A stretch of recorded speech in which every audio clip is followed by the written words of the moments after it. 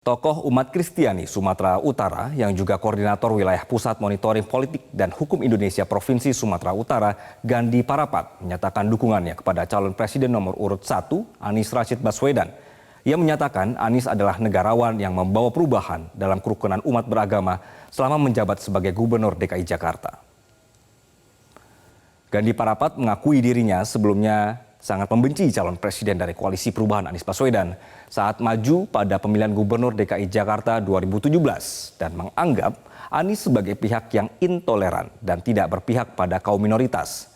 Namun apa yang dituduhkan pada Anies tidak terbukti setelah ia pelajari 5 tahun kepemimpinan Anies dan melihat langsung kehidupan beragama di Jakarta. Ia kagum kepada Anies yang justru menyelesaikan persoalan umat beragama di Jakarta dan menyatakan bahwa Anies bukan pemimpin dan tokoh intoleran.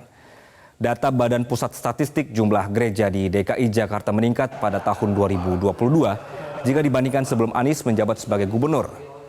Di tangan Anies kini telah terbangun 1.293 gereja Protestan dan 47 gereja Katolik pada 2022, termasuk memberikan izin mendirikan bangunan kepada gereja yang mandek selama 30 sampai 40 tahun.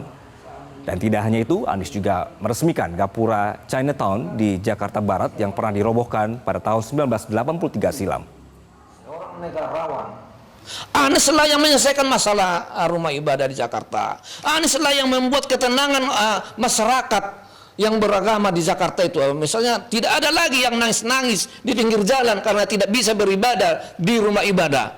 Nah, apa itu tidak saya kagumi?